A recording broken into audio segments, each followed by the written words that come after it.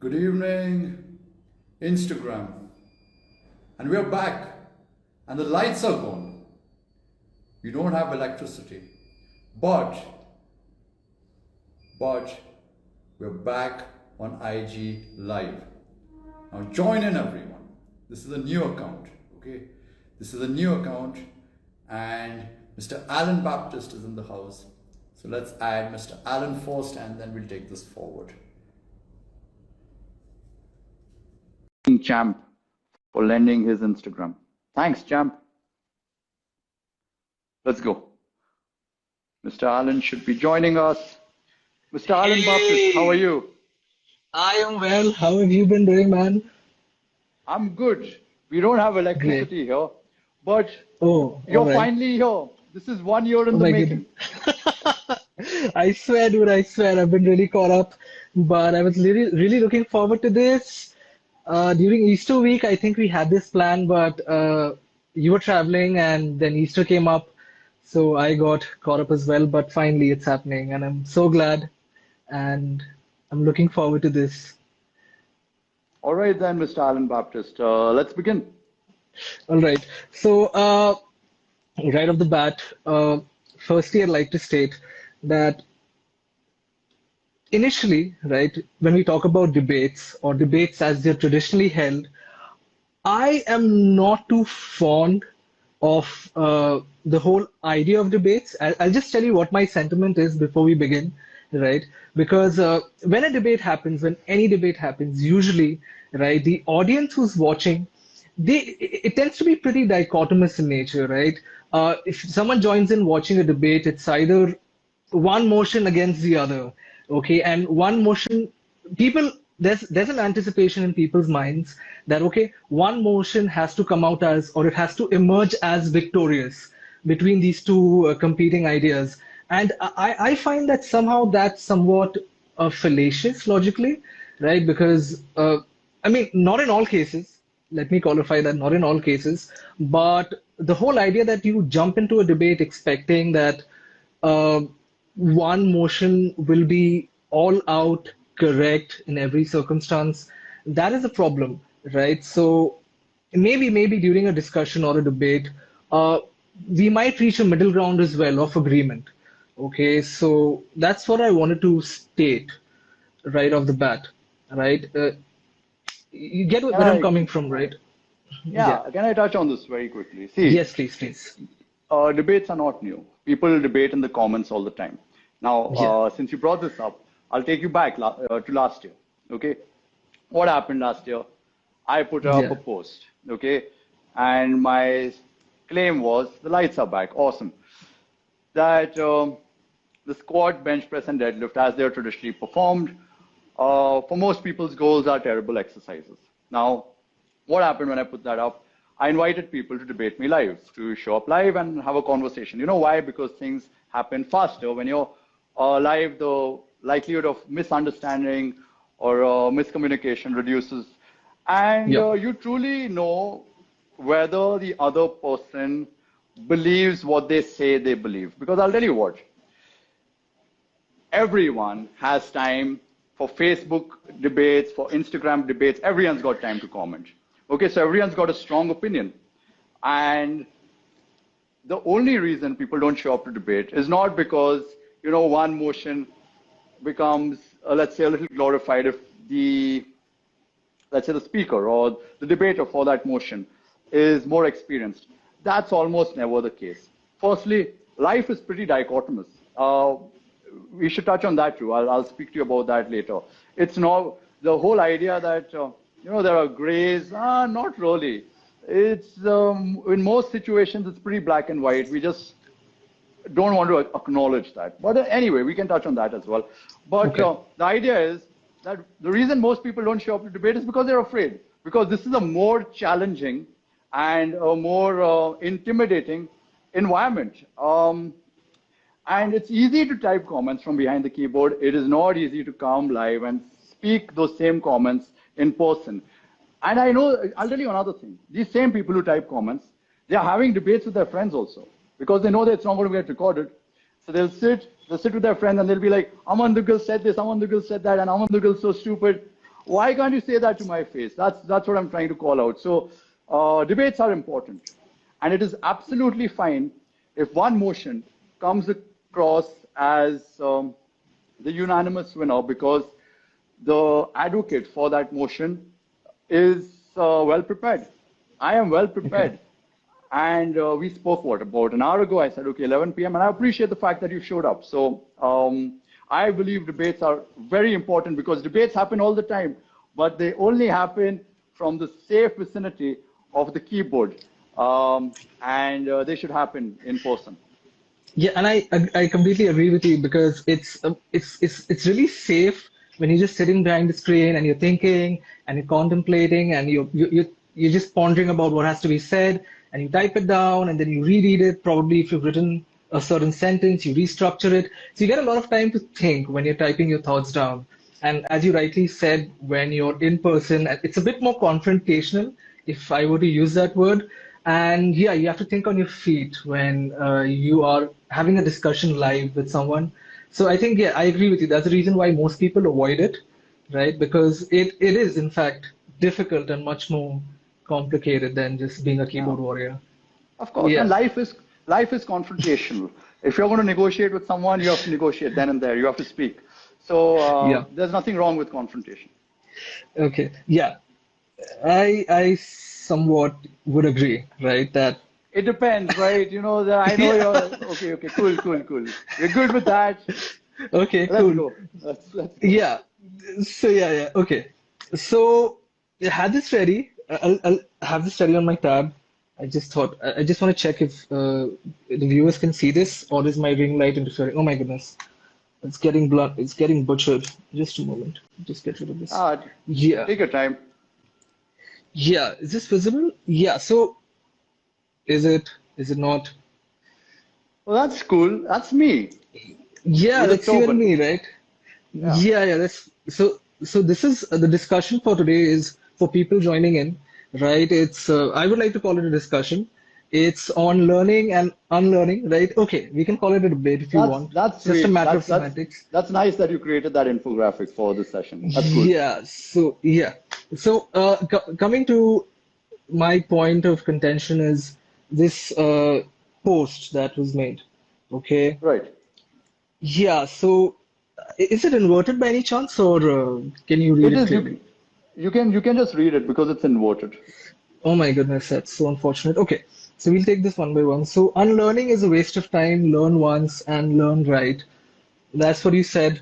Okay, Yes. and I don't really want to break this down immediately because, again, it's just a post on Instagram. There's probably a lot more that could be said, which I would love to hear from you. Uh, I'm sure there are many qualifications. I can't be too sure, but perhaps there are. So, No, mm, there are no qualifications. This is a black and white statement, okay? okay, Unlearning all is a right. waste of time. Learn once and Okay. learn right. There is no it depends here. Let's go. Okay, all right, let's go. So now, all right. So first off, when I read that, for me it felt like it was too rigid, and the reason why is a bit of a background about myself is I don't just study fitness and nutrition. I study various subjects ranging from accounting to law to a bit of IT technology, and in various cases, at least based on what I've learned, I'll give you an example. For instance, in accounting. Okay, so when I learned accounting in, let's say, this is an image that we have here, a before and an after. Now, obviously, since it's inverted, unfortunately, I'll just explain it to you. So, when I learned accounting back in my high school, there was a certain way to prepare your accounts. Okay, that's how to start. It was called the T format of presenting your balance sheet. Now, I learned it well. I scored 100 on 100. My score based on that paper was near perfect, right? So I learned it really, really well. I learned the subject really, really well. Now, when I entered into college, what I learned was the entire framework in which it was presented, right? It was completely redundant. Okay, so everything that I had learned, mainly with respect to how it is presented, that had completely changed. So now in this situation, although I had learned But correctly, but I had but learned how once. how how had it completely changed? Like What Yeah. changed completely? The presentation I'm talking about, right? That's one aspect. That's one aspect of it, right? The presentation changed, and uh, should I complete the accounting portion first, and then could we Yes, discuss yes, how? yes. Yeah, yeah, Yeah, cool. please. Yeah, so again, that was just one aspect of the subject. And even the softwares that we were using, right, which was Tally back then, right, it was some version of Tally that was being used. And again, my goodness, this is just getting washed up. Okay, We just a don't moment. we, we don't we don't need the images. You can Okay, cool, look them up, cool, and cool. you can Yeah, just all narrate right. what So you've prepared. okay, okay. So Tally 9 was the software that was being used. Okay. And then after a point in time, there were updates to that software, right? The way in which it was used, there were certain changes to it, right? And again, what I see was things that I've learned, even though I'd learned it once, I'd learned it correctly, that had changed, right? Uh, even the accounting treatments, right? There was something called the accounting standards, which existed and which is applicable to most organizations. Again, when I graduated and when I was pursuing my master's in finance, then came in the Indian accounting standards, which had different accounting treatments for the same entries that I had studied probably 3 or 4 years ago. The accounting treatments had changed. And now that was something that I had to unlearn. Even though I'd learned it correctly once, it was something that I had to unlearn, right? And there are specifics to it, right? There are specifics to it on how it changed. So that's what have to say about accounting. Even company law, right? We had company law, 1956. The entire act got abrogated, and then came in Companies Act 2013, which I had to unlearn the entire act for the most part. The provisions, the statutes, the sections, the section numbers were all over the place again. They were all jumbled. The penalties had changed, and I had to mug up the Companies Act 2013 to know how it applied. Just few examples of how, I mean, things change, man. Okay. So, Aja, yeah. yeah, I understand where you're coming from, but Hmm. I don't Yeah. think you're making a case for unlearning here. You're simply making Yeah. a case Okay. for upgradation. So, for Okay. example, I recently purchased a new phone, a new Samsung phone, Okay. Okay. and Alan, there's a lot of background noise all of a sudden. I think you disconnected from your headset or something happened. Just a moment. It's my air conditioning system. I'll look into it. Just a moment. Just one It's moment. better. Yeah, it's a little Is better now, but okay. I think ठीक है. the yeah. Let me know if it gets Yeah, a bit too disturbing. I'll just turn it off. yeah, sure, sure. So Hmm. it's fine now for the time being, but I think if because what I think what's happening is, is your air conditioner on swing by any chance? Because if it is, then there are certain times when the air is I, making contact with the with your microphone. okay. It's not on swing. I'll just turn it off. I'll just turn it off. Ah, Okay. I appreciate that. Thank you. Yeah. I hope I'm audible because what I've noticed is when the video gets You're recorded, yeah, no, you're loud and clear. You're loud and because clear. I did watch what happened with Nipun Patel. I mean, towards the end, he was barely audible. Yeah, that's because Nipun Patel is cheap. He can't afford a good headset. You good sir, have a nice headset, okay? Thank you. Yeah. He's broke, man, in the United States. It's the story of almost every Indian who goes to America. But anyway, so Yeah. coming to accountancy, okay? You brought up these examples. I think Yeah. what we've seen here is what you made a case here is for upgradation. Like I purchased a new mobile phone. Okay. Mhm. Now, what's the new phone got? Okay, it's faster, it's more snappier. Mhm. Now it comes with a pen, so it's making my Mhm. life easier. And Hmm. given the nature of my work, which has evolved, okay, now I've Mhm. gone from coaching. I still coach, but I'm teaching more now. So I need the little Okay. pen feature. My Mhm. circumstances have changed, so I've got a new mobile phone, which um, has the features which align with my new circumstances. Great. Okay. That's what happens with the software like Tally also. My Okay. CA still uses Tally. He, for some reason, thinks even I should use Tally, but I told him that's his job, not mine. And I know newer versions of Tally keep coming about, newer versions of PowerPoint keep coming about, newer versions of Microsoft Word keep coming about. So that applies to the scientific method also. We keep gathering more information and maybe we can polish up our hypothesis a little bit. But that is not a case for unlearning something or learning something incorrectly and then completely getting rid of it altogether because we have come across new information, which isn't really new information. It is old information, but we just didn't come across it because we didn't learn from the right sources. That is something which we need to speak about. I think what we also need to do is we need to use relevant examples which apply to the fitness industry. See, accounting, you're more familiar with it.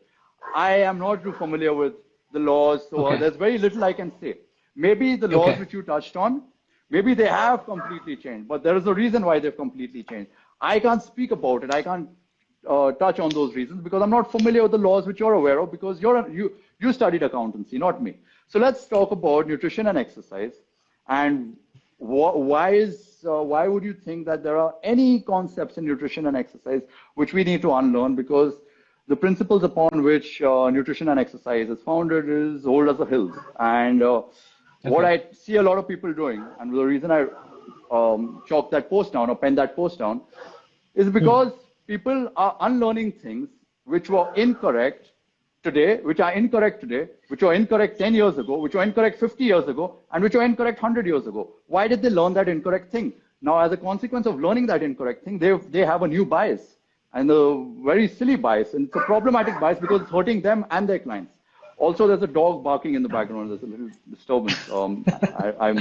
It's my neighbor's dog. I can't really do much about it, but yeah, I think he'll be silent in a while. Yeah. Okay, it's better now. So yeah, that's the reason I made that little post that you shouldn't be unlearning. It's problematic. You should be learning once and learning right. Okay, all right. Can we go ahead and define unlearning first because it got conflated with upgradation? Can we do that at least first? Yeah. That would make let's sense. Let's do that with a simple example. Let's take something like what the K11 Fitness Academy teaches. Okay. These are Kaizad Kapadia's words, and no disrespect to him, may his soul rest in peace. But the late great Kaizad Kapadia said they have T-shirts which they wear to this very day, and this is what they teach at the K11 Fitness Academy. If the range isn't full, the rep doesn't count. Okay. Now these buggers are learning that. Okay. Full range of motion. The bar has to touch the chest. Why? Okay. And why have you learned that? Now that is problematic learning. That is problematic today. That was problematic yesterday, day before yesterday, 10 years ago, 15 years ago, 100 years ago. That information should have never been brought to the fitness education industry because it's not information, it is malpractice. If you disrespect someone's joint structure and ask them to or stretch them into full range of motion, you are going to cause damage, which is going to hurt your clients and it's going to hurt you. And then you can't really unlearn that. How are you going to unlearn stretch ligaments, man? So, you can't unlearn injuries, and you can't even unlearn the malpractice which you have, which your clients have been exposed to. You hurt people. You hurt yourself. You hurt people. That's a problem. That shouldn't have been taught. So those are things which you have to unlearn. So that's with regards to exercise. With regards to nutrition, this whole recent soy thing. Okay, soy is a huge problem. Okay, I know people think I'm doing this for money. No, I'm not doing it for money. Okay, soy is a problem. Martin McDonald does not shine a light upon that problem. You don't. The rest of the industry doesn't. We have to speak about that problem. Take even mental health awareness. The way depression and anxiety is glorified in our industry, it's because of this glorification and this awareness and this new age learning that I experience depression and anxiety. So that's why I'm very careful about the sources of information which I expose myself to. I don't want to unlearn. I want to learn once and I want to learn right. So I don't read books, popular self-help books. I don't expose myself to fitness, nutrition, and exercise courses till I'm absolutely sure that this gentleman or this woman is worth my time. Okay. All right. So it completely makes sense in a fitness and a nutrition context. And if I were to also define what it means to me, right? For me, what unlearning meant was the whole process of learning means you're acquiring information, right? That you're intellectualizing and you're internalizing, you're acquiring information, and that is stored within your memory, right? And you make sense of it.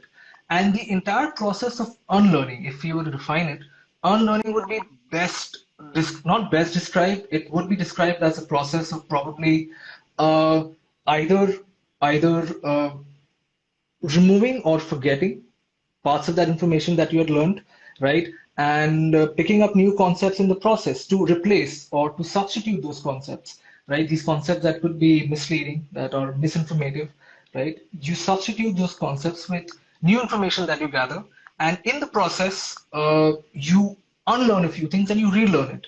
Okay, so I did step into this discussion not only to talk about fitness and nutrition. I would like to make that clear. I will definitely, we can restrict ourselves to that, definitely.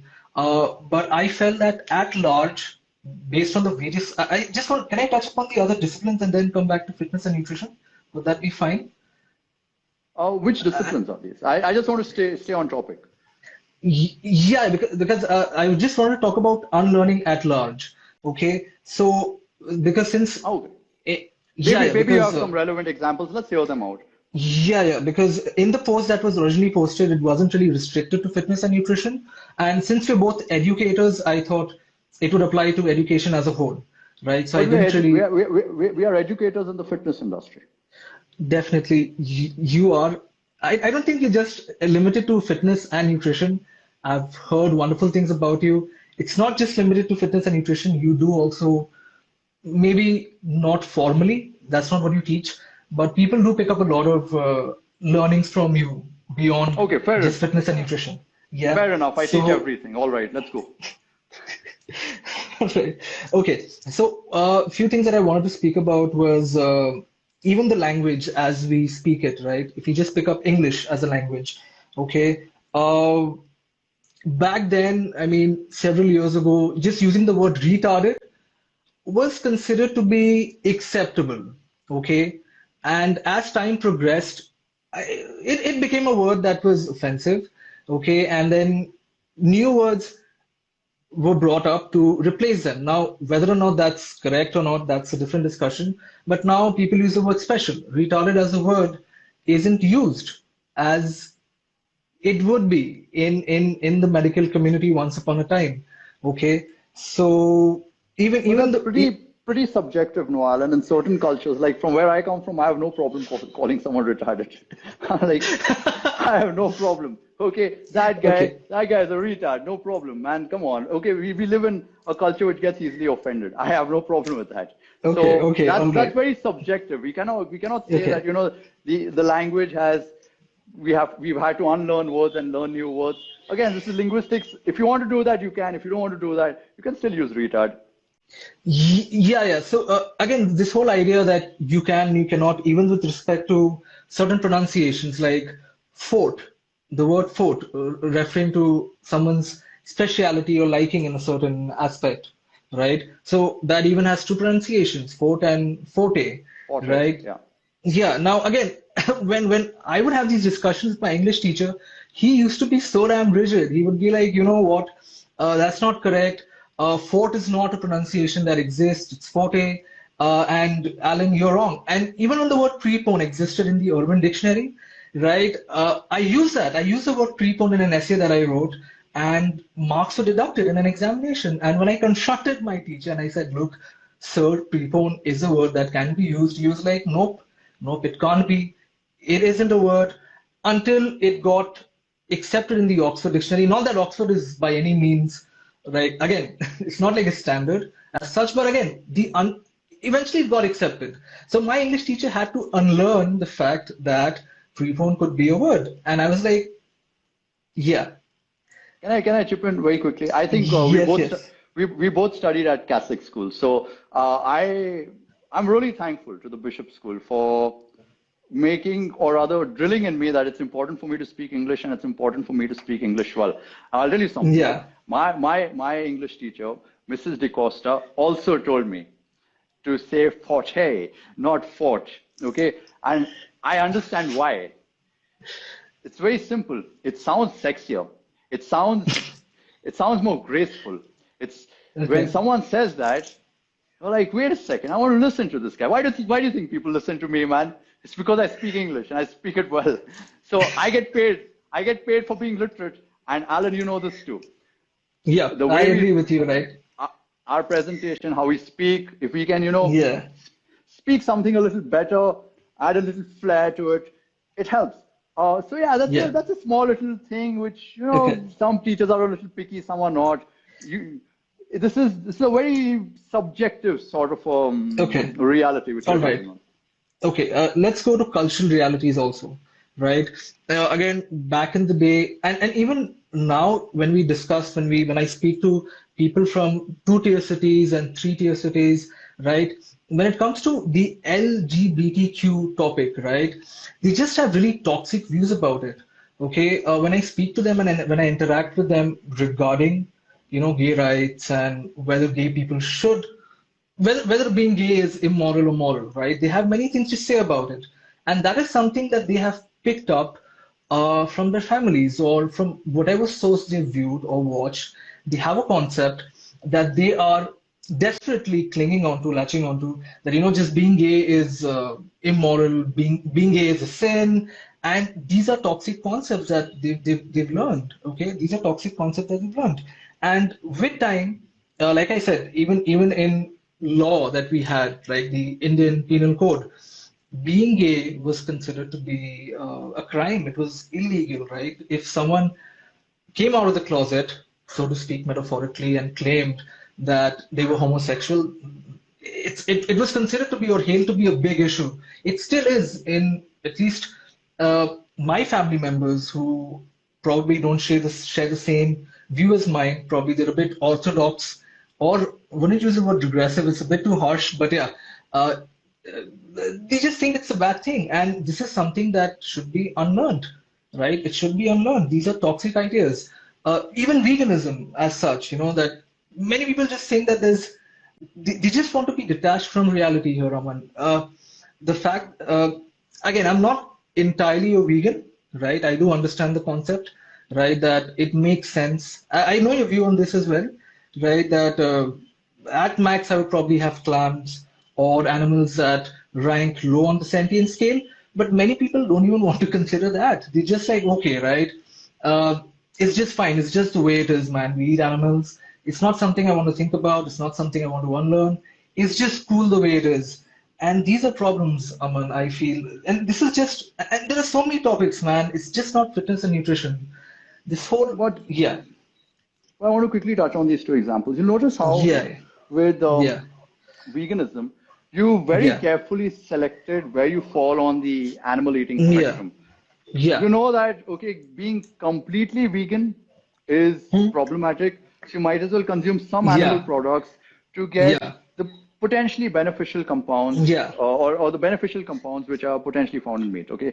So yeah, that's a smart way of selecting your eating choices because you spend time thinking about it. You didn't yeah, wholeheartedly become vegan, and you're yeah, not the not the carnivore types either. So you've integrated some yeah, morality, you've integrated your knowledge of nutrition. You know my stance on this, and you think that that makes sense. And after careful thinking and deliberation, you've decided to be here. Now that may change yeah, if there's, let's say, exactly. we find out that, okay, there's an animal which provides us zoonutrients which only that animal can provide us. If that's the Yeah, discovery which is made, then we may hmm, consider including that in our yeah, in our eating as well. yeah, However, with the whole LGBTQ discussion as well, we need to yeah, think about these things the same way. I don't think it's wise to just be dichotomous here. Now, yeah, okay, it may seem like I'm going back on my stance about, the world being dichotomous. But these things have to be discussed. And I know, see, I have nothing against homosexuality, yeah, yeah, but I also know that there are socio-cultural consequences of coming hmm, out as a homosexual, as a transsexual, and those are things which need to be discussed because if someone is homosexual and they think that they can just come out, society like ours hmm, and get away with it, they may not. yeah, So that has to be delicately thought about. And I feel in this instance, the narrative which is created about, certain communities thinking that, homosexuality is a sin.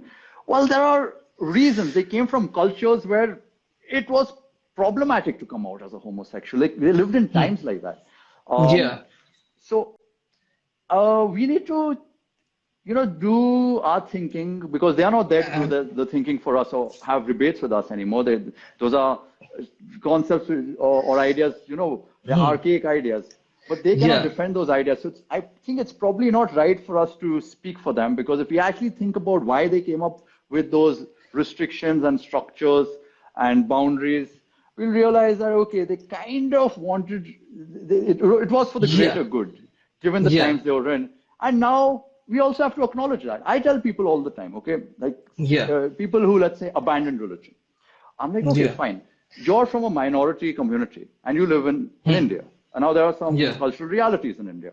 You think abandoning your community or abandoning your religion is actually a good idea for you? I don't think so, because when trouble comes knocking on your doorstep, guess who's going to be there for you? Your community, and your religion. So I have these discussions with Sven and Asim all the time.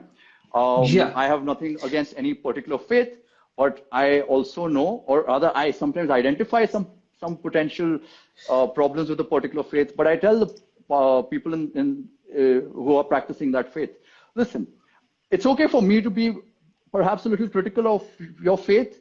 I don't think it's a good idea for you to be critical of your faith. You need your faith. Those are your people. Just be together. Yeah. So excellent points made. So what I was coming to was the ideas that people have about just as they have a very narrow-minded approach with respect to these topics when it comes to religion, when it comes to theism, atheism, when it comes to veganism. They just have these concepts that it's somehow ingrained in their psyche that, look, this is right, this is wrong. It's pretty binary. That's what I was coming to. And this is something that has to be unlearned, right? If you're living with the concept that, sodomy is inherently immoral, and that's what you learn from various sources. There's no school teaching this. It's probably coming from the culture that you belong to. It's probably your parents or something that you've heard. There's no teacher teaching you all these concepts. But these are things that are toxic and they have to be unlearned, Aman. Wouldn't you agree? I don't think they're binary per se. I think they're a result of two poorly thought of stances, which are then the two choices which we have. That becomes problematic. I think we can still choose a side, as long as this side is well thought out and this side is well thought out, then it makes more sense. Usually when we tend to speak for these socio-cultural issues, we haven't explored these concepts as well as, let's say, a religious scholar has, or a historian has. So when they speak about these things, I notice that their stances are far more refined and well thought out. And then maybe if they are creating a binary, one person has picked a stance, let's say, for theism, the other person has picked a stance for atheism, I'd rather listen to them, because both their stances are incredibly well thought out. So in this case, to a black and white situation where both stances are really well thought out, it's worth listening. When the lay public kind of tends to do that, it's a result of poor thinking and poor understanding. Okay, we like how Richard Dawkins speaks, how Christopher Hitchens speaks, so fine, we'll become atheists. That's the extent of a new age atheists for the most part. Yeah, that's unfortunate. You just watch Sam Harris harping on some concepts and then you become a fan. That's an issue, obviously. But so the point that I was coming to was when you have these toxic ideas, right, which are destructive and harmful to people around you, thinking that, that's if someone's gay and that's a problem, or they're an abomination, right? Those are things worth unlearning, I feel, right? I would say those are things worth thinking about better. Okay. I don't think it's good to just dismiss those ideas as toxic. Yeah, from someone who's uneducated, who's got like this very oversimplistic stance. Yeah, you don't want a person talking about homosexuality. You don't want them to be a representative for anything. But someone who, let's say, says something along the lines of, listen, I think homosexuality is a problem, and that person has acquired years of education, and he has Huh. incredibly good reasons to, or rather, he's got something to say which most of the world hasn't heard of. Just because he says homosexuality is a problem, us without listening to his reasons, maybe he has good reasons. Yeah. Yeah, I yeah, don't think, definitely. okay, I don't think homosexuality is a problem. I think if you're homosexual, more power to you. But if Hmm. Hmm. a well-educated scholar, a professor who spent Yeah. 25 years teaching at university, if he comes out one fine day and says homosexuality is a problem, and these are my 10 reasons why I Hmm. think Hmm. that, well, it would be foolish of me not to hear him out at least. Yeah, and I think again I agree with you. It's I've seen most people, they're so biased that offhand they just immediately dismiss a concept that they disagree with, and the moment they're exposed to a concept that conflicts with what they already believe, they are quick to dismiss it. And It happens all the time. You see with the you. discussion which I have with me. None of what I say is controversial. People make it out to be controversial. What I said in the morning today about that Yeah. that situation Johnny Depp has found himself in. None of what I said is controversial at all. Hmm. It's his fault, man. Yeah. And now and that's you think I'm being dismissive. That's how it comes across. Well, I've thought about it. My reputation is on the line. I don't want to become a laughing stock on the internet and have everyone making fun of me. So that's why I'm going out of my way to defend myself. They're going to make a laughing stock out of me and cancel me anyway. But I have very good reasons to believe that Johnny Depp is the architect of his problems with Amber Heard. And so is Will Smith with yeah. But when something like this comes about, it's very easy to just attach the label toxic. That's why I don't think we should use those words like toxic and things like all right. And those are problematic words. Okay, all right. Don't really think I've made much. Again, coming to video games, something that I love doing as a hobby, right? They have different versions of the same game. I don't know if you like video games or not. I don't. Do you play video games or? I used to play back in the day. Yeah, yeah. So even video games, when we play them, right? There's this great game called Tekken. Okay, back when I would play, there were certain characters that had a specific move set. Okay, and then after 10 years, there's this new version that's launched. The same character, completely different move sets. Now, if you're accustomed to playing with that character for several years and you play this new edition, you have to unlearn his entire move set and pick up this move set and play with it, right? So again, this whole idea of forgetting information and gaining information again to replace what you already know, I just feel that it's just, for the most part, almost everywhere. You can't really escape it. No. I don't think that's the case at all. Well, I see. I'm not familiar with Tekken, but I know FIFA. That's the only game I used to play back in the day. So the last version of FIFA which I played is FIFA 2007. Now I know X is for pass, the circles for shoot. Yeah. Okay, the triangle. So all of that I know. Okay, how to maneuver the players. Now obviously the timing has changed, the speed has changed, the weight of the passes have changed. But now when I play FIFA 22, it's not like I have to completely learn that from scratch or I have to unlearn how I played FIFA 07. I am taking the knowledge and applying that of my FIFA 2007 knowledge and applying that to FIFA 22, definitely. and it makes it easier for me to learn that because see, the rules haven't changed, just like the rules of the body haven't changed. Okay? Yeah. If my glenohumeral joint has a range of motion which I have to respect, which is decided by structure. That's not going to change. So, and that hasn't changed since the beginning of time. Okay, since Adam and Eve. Now, if people want to believe in Adam and Eve or not, that's okay. But just for the sake of this discussion, let's assume there was an Adam and Eve. Okay. So since Adam and Eve, these structural realities must be acknowledged, and they haven't changed. For most people. For generally speaking, most people. Okay, generally, most people. So we have to acknowledge that. We can test our clients' active range of motion and just make sure that they are in that safe range of motion and they're not abusing their joints to the point that they'll have arthritis in the future. So that's what I'm talking about. Even with the Tekken example, at least you're familiar with the character. Let's say even if the character has come up with a lot of new moves, a lot of new things. You can always reassign the keys to to be aligned with how you had originally learned the game. Before people just, I mean, people are. I just want to name the characters Jin Kazama. I mean, entirely different moveset altogether. Like, completely different. He had one fighting style in the third version of the game, and then in the fifth and the sixth, entirely different. So completely changed. When I was playing it, for me, it was a fresh start altogether. So I even if I learned it once, I just had to forget all the moves, all the combos, and all the string sets. Yeah, then Yeah. Alan, So I think what that tells us is that there may be certain circumstances. Let's yeah, say in the journey of, let's say, scientific discovery, we may come across a principle which may completely change everything, yeah, revolutionize everything to the yeah. point that we just have to forget about some of the things which we had learned or some of the principles that we have learned. That is incredibly rare Okay, in scientific makes discovery. sense. That just doesn't happen at all. Usually, Okay. what we like, with regards to exercise, like this whole range of motion concept, and almost everything with regards to exercise. Force, Okay. for example, force has been Yeah, force. Force is force today. The stimulus is force, and yeah. force was what it was 100 years ago. We could calculate Okay. torque 100 years ago, and we can calculate torque today. There's nothing which Yes. has changed with regards to that. The fact that Okay. people have to unlearn things and then realize that, oh, this exercise situation is the competition of forces all along. How could we miss something as obvious as that?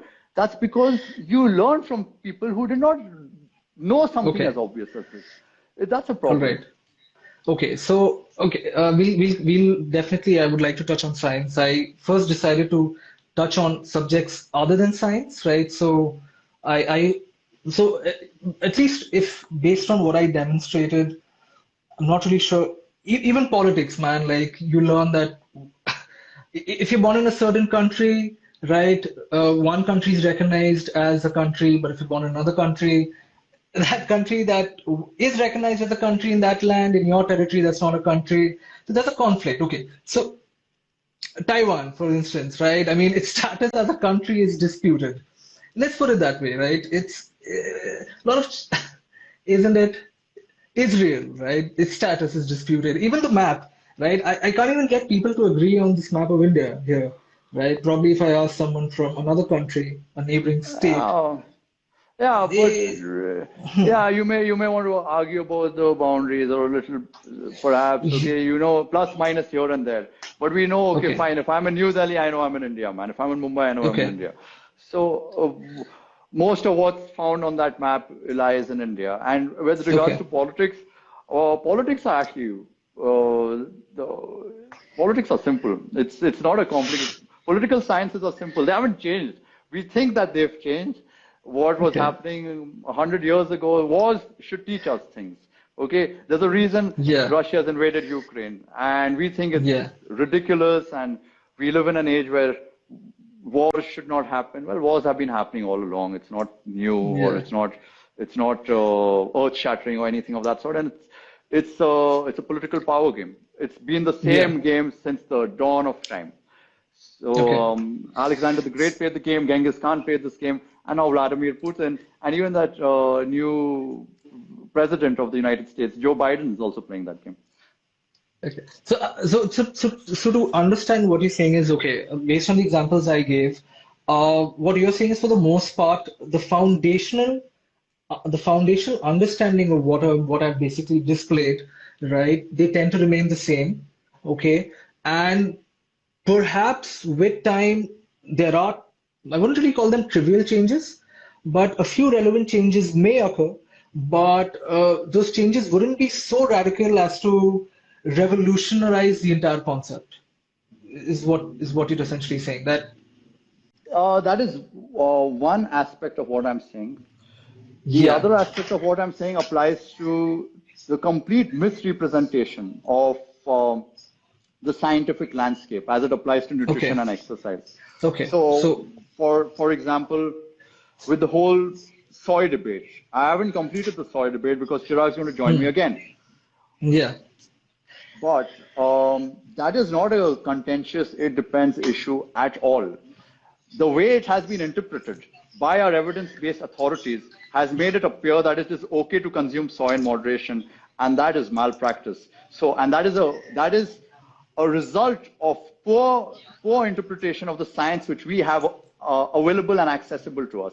And we use Okay. terms like, cherry picking loosely. Well, there is value to cherry picking, because if you cherry pick a lot of evidence which demonstrates that something is wrong, something is a problem, well, you have to make sense of this evidence, right? You can't just take Yeah. here's the sad Yeah. evidence, here's the happy evidence, zoom, okay, it neutralizes everything. That's not how it works. Come on. So, Definitely. I agree with you. yeah. Yeah.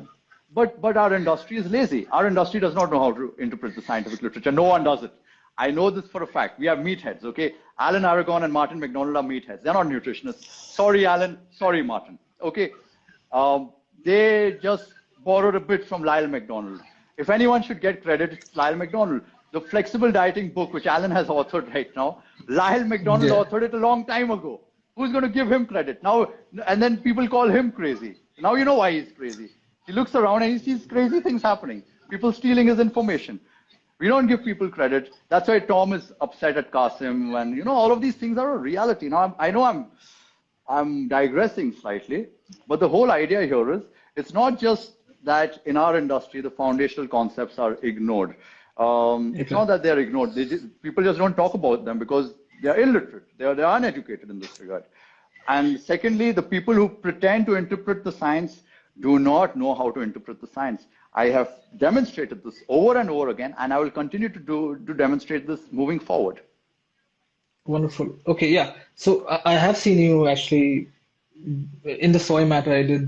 I did watch the entire, wouldn't really call it a debate, but it was more of a lecture, perhaps, that you were offering.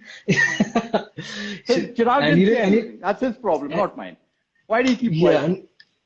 and you didn't get paid for it, unfortunately. Well, it was a lecture worth, I think people should watch it, right?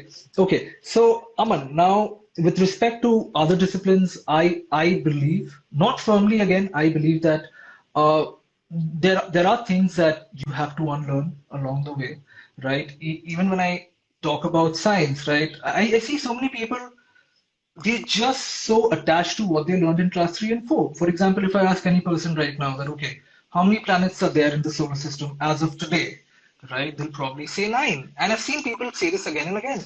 And I tell them that, look, okay, right, there's a bit of a nuance there. It's not exactly 9.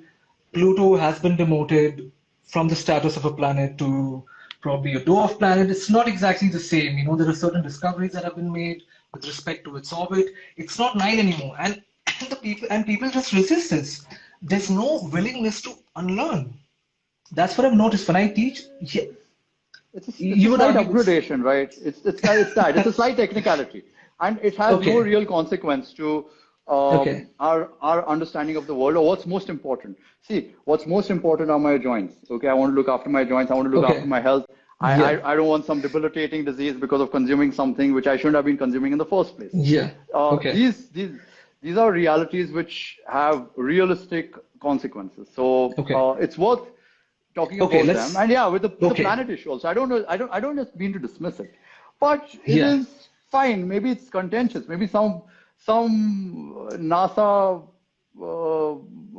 person over there is a little butthurt that they got rid of his favorite Pluto. I don't know what's up over there. I'm not going to speak about the whole demotion of Pluto or anything of that sort. Who knows what they're talking about? Maybe they're still fighting over it. Maybe someone wants Pluto back. Who knows? Bro, same. It's the same thing with evolution, man. I still encounter so many people on a daily basis who literally think we evolved from chimpanzees, and that's not the explanation of evolution. We didn't evolve. There's this diagram that's pretty popular, the March of Progress, where they depict Ah, uh, and that diagram is completely misleading. And when I try to tell people that, look, dude, this is not how it works, and their response is, oh, it's just a theory. And based on what they've read in English, that theory means just a speculation or it refers to just a hypothesis. For them, evolution is just a theory. And it's just frustrating at times when you just can't get people to unlearn what they've picked up. Right? That's yeah, not how it works. but but but Dude, but you do realize where that diagram comes from, right? It comes from the fact that there is a deliberate, uh, ridiculed version of evolution created because Yeah.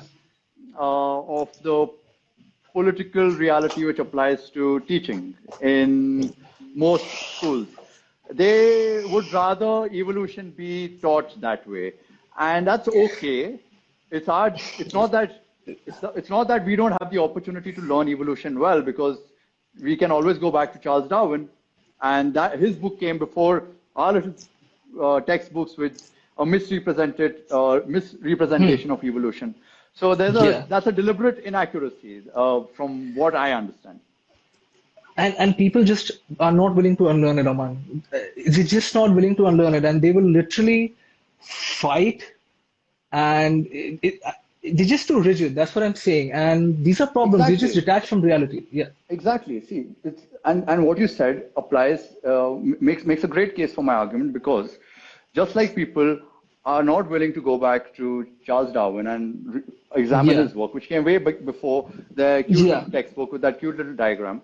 The Huh. same way, when I speak to a K11 student, I tell them, listen, buddy, Yeah. okay, that's malpractice. Okay, if the range isn't full, the rep doesn't count. What are you Yeah. doing, man? He's not going to unlearn it. You know why? Because it hurts him. It destroys his entire worldview. He feels stupid, and people don't like feeling stupid. So Yeah. this is a great example for why we shouldn't unlearn, why we should learn evolution right from the very beginning, just like why we need Okay. to learn about the human body right from the very beginning. Okay. So fair point, right? What you're saying is, and I get it. If we had amazing teachers from the beginning, from the get-go, who presented us with the most accurate information possible, we wouldn't really have to unlearn, is what you're saying, essentially, isn't it? That if we were exposed to the right information at the beginning, let's say, right, Yeah, ever since we began learning, yeah. but that But whole how evolution practical thing is, is not. It's pretty practical. See, I'll tell you something.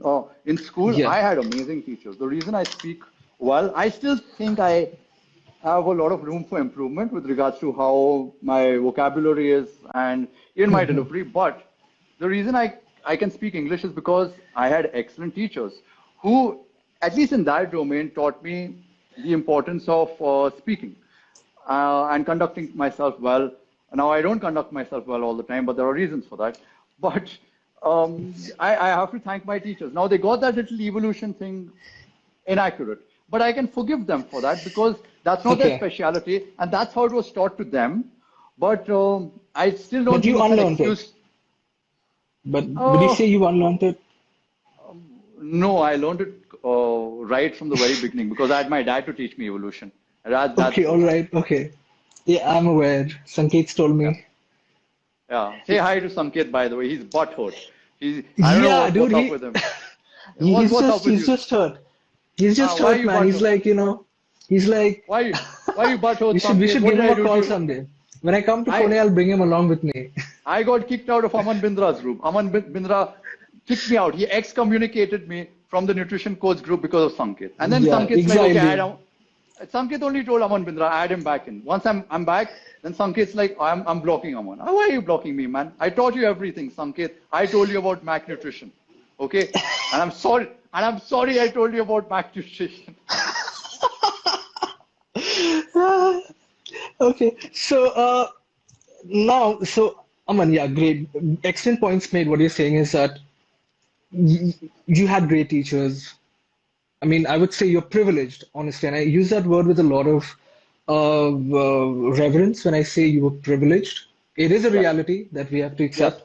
Now, Yes. when I deal with students who come from different academies, say a K11, right? They walk into the academy with an extremely strong bias that sugar is harmful, sugar is evil, and there's literally an entire chapter dedicated in that K11 manual, if you can call it a manual, in that education textbook, so to speak, right? It has an entire chapter demonizing, authored by Sir Kaizad Kapadia, demonizing carbohydrates as a whole.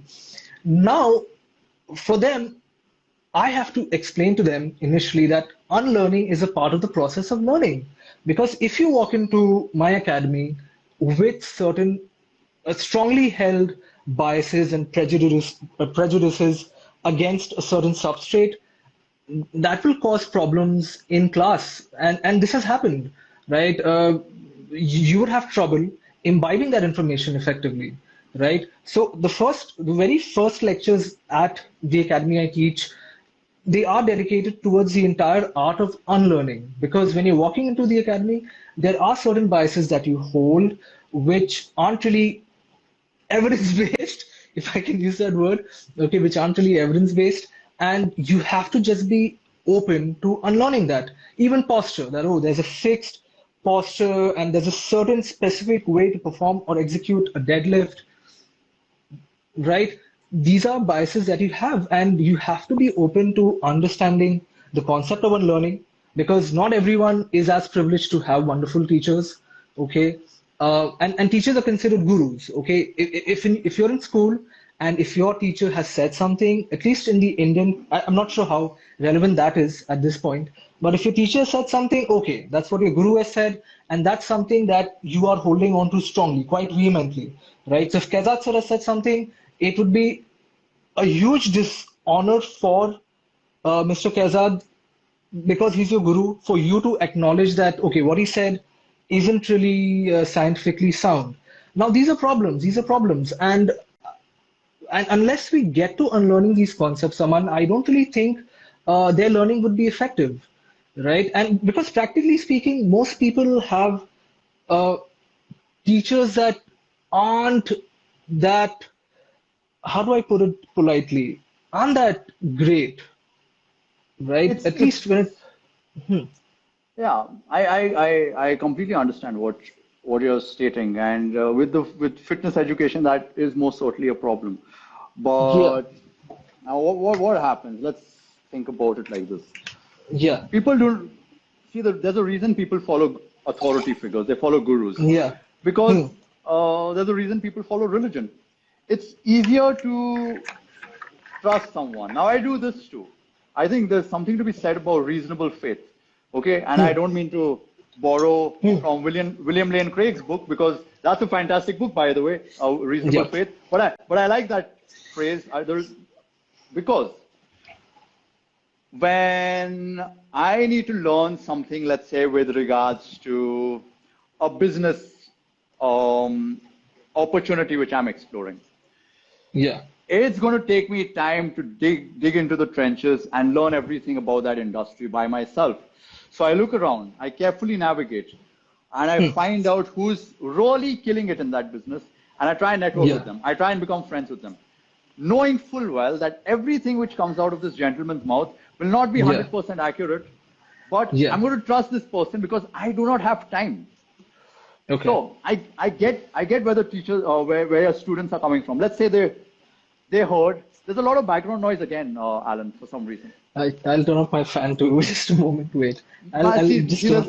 look at me. See, there's a reason. Just a moment. There's a reason my fan is off. Okay. So, Perfect, so, perfect. so I think we'll be done soon. I think what? Yeah. Are you watching United Chelsea tonight?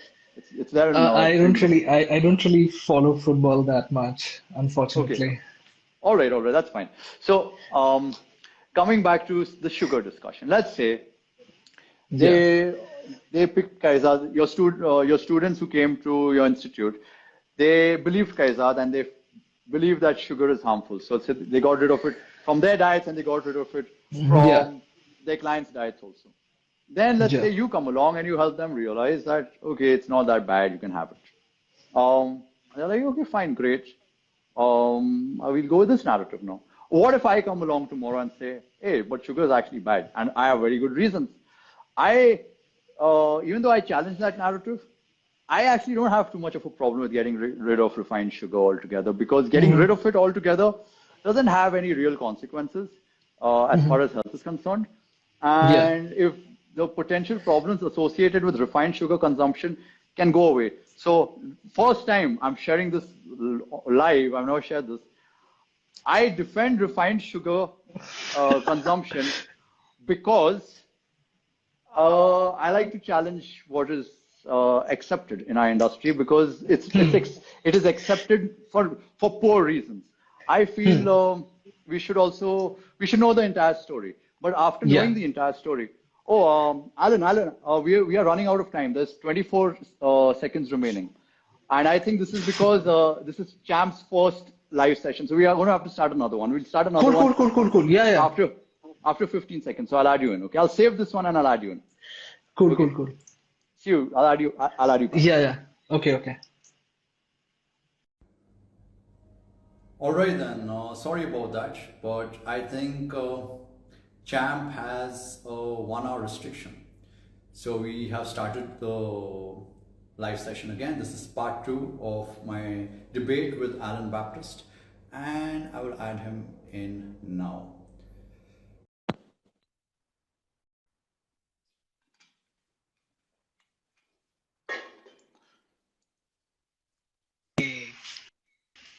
Yeah, we're back. So you were discussing, okay, we were talking about sugar and yeah. Yeah. So I actually don't have a problem with getting rid of sugar from your diet, to be honest with you.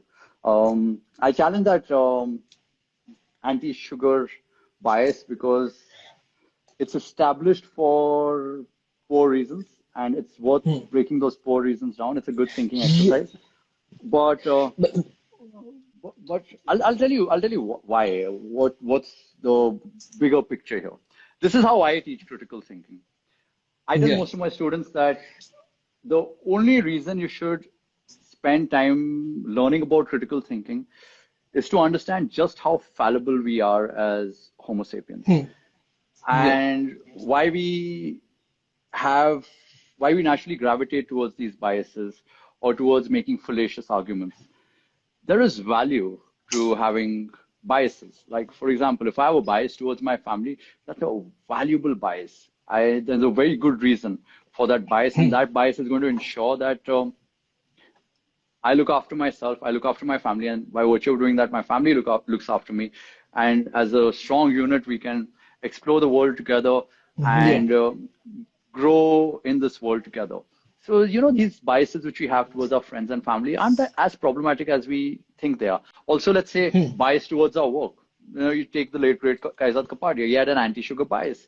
Well, he built his Yeah. entire reputation with that anti-sugar bias, and because now he's invested so much time and he's accepted so much money from his students to teach that anti-sugar bias. Somewhat of a sunk cost Yeah, for him. changing his stance or even refining his stance, no pun Refined sugar. intended, no pun intended, Yeah. it becomes problematic for him. So then he has to ask himself the question, well, is my stance hurting people? And with regards to sugar, maybe not. With regards to carbohydrates, yeah, now he's taken a little too far. But these are things worth thinking about. And because critical thinking and exploring the And scientific literature is such a time-consuming process, and it yeah. really takes a great deal of maturity, and it takes you to completely get rid of your ego altogether. Like I changed my stance on depression and anxiety in real time. I feel like an idiot because of that now. Why? Because I succumb to those problematic thought processes which apply to this illness. Yeah.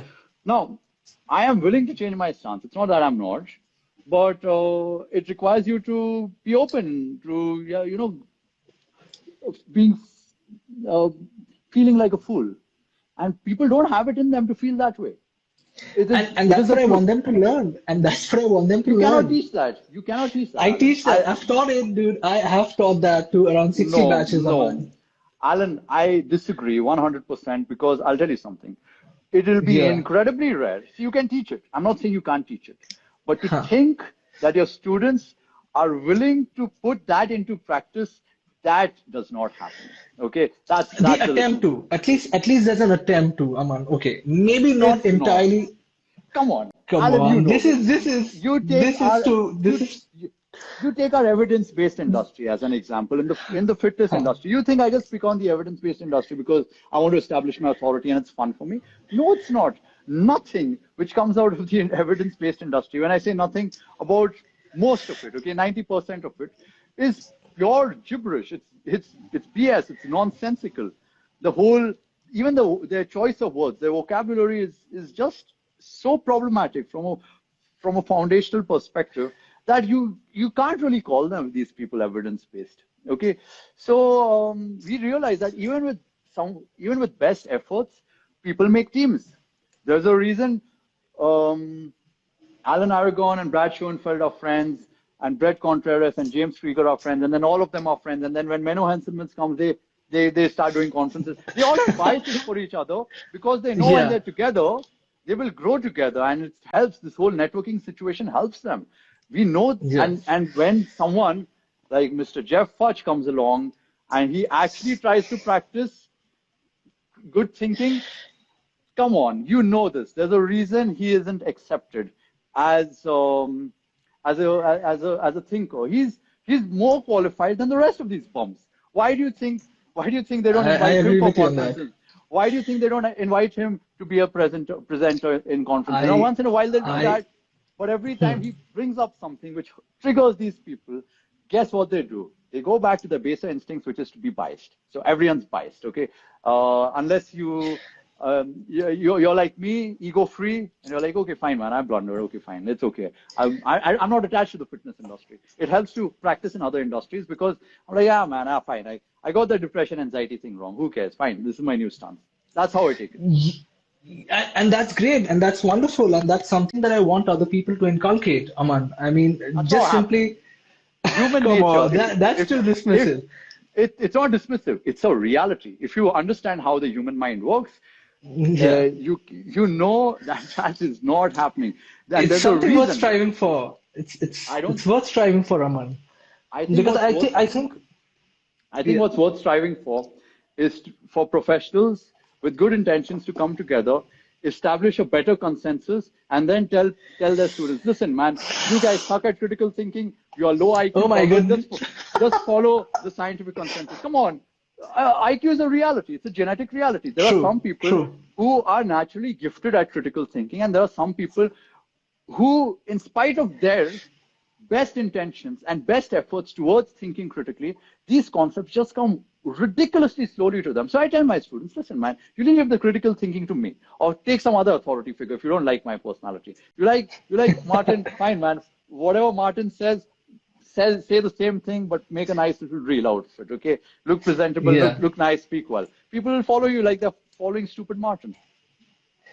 Okay, all right. I agree with, again, partly what you said, but based on my experience of teaching, there are many housewives of thought who come in with the bias of, oh, jaggery is much more better than sugar. Of course, I mean, from a weight loss perspective, let's qualify that. It takes them there are certain research papers I show them, I expose them to certain realities, and then they gradually realize that there is more than what meets the eye to this concept. And what I've noticed, Aman, is the more time I spend teaching these concepts to them, the more malleable their intellect becomes towards accepting these ideas. And I agree with you. I agree with you that I'll just like to state that IQ is definitely a genetic reality. Some people are, I use the word gifted, but through nature or through natural selection or through their genetics, probably my mom, dad, or your mom, dad are to be appreciated for your IQ, my IQ, right? So, and for most people, they are intellectually slower, right, than other people. But I still feel that if you teach critical thinking to these buggers or these people, right, it's still better than just feeding them the information, because then they just have this bad habit of just consuming information without giving it a second thought, and Come on, they Alan, start. But let's be They honest. start applying okay? it to everything. Okay. No, they don't.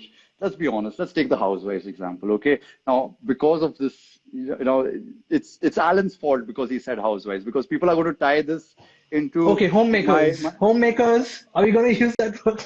No, whatever it is. Homemakers, housewives. I'll tell you why. Because of the discussion which I had in the evening, everyone's going to call me a misogynist because of what I'm about to say. But this does not just apply to housewives. Let's say it applies to any of your students. Let's say they thought that sugar is problematic, and then Mr. Alan Baptist, you showed them the relevant research which demonstrates that sugar is not problematic and jaggery is not necessarily better than refined sugar. Well, you know what they've done? They have heard you out, and now they believe you. They have replaced Kaizad Kapadia's bias with Alan Baptist's bias. That is the truth. Come on, people don't actually spend time reading papers. They're like, oh yeah, man, these papers, yeah, Alan, I think I'll just borrow these papers from you. One day I'll open PubMed and I'll do my own little exploration, which is never ever happening because it's not fun, okay? And they'll just leave the thinking to you. They'll trust you to do better thinking for them. Come on, that's the truth, and you know it. Okay, again, it's not. I don't entirely agree with you, and I don't entirely disagree with you. That's because most of my students, I'll tell you one thing. Do not open PubMed. My students are your students as well, Aman, right? NFNA students. My students as well. My students as well. I'm not saying that my students sit on PubMed the entire day. I'm like, listen, man, stop being pretentious. Okay, that whole PubMed exercise is a pretty long exercise. Most of you don't have time for that, and most of you won't even be able to do it well. So if you have time, if you really like it for some reason, like I do, I think it's weird to like something of that sort, but cool, man, I do it sometimes. And might as well learn how to speak better and put yourself out there and leave the thinking to the people who have got a lot of time to think and debate. And look at me, man. Okay, so I spend the entire day fighting with people. Now, clearly I like doing that, or rather arguing with people. So yeah, you don't have to do that. I tell my students, they don't have to debate. Leave that to me, man. So I think we somewhat disagree on what to teach students. Essentially, is it boiling down to that? See, you should teach I teach critical thinking the traditional way, and then I conclude. Yeah. Listen, see, now you know what a logical fallacy is. Now you know what a cognitive bias is. Isn't that so much fun? Yeah. Now you can spot the fallacy games. Okay, but now listen, don't take that too far. Okay, because if you take that too far, then it becomes a fallacy.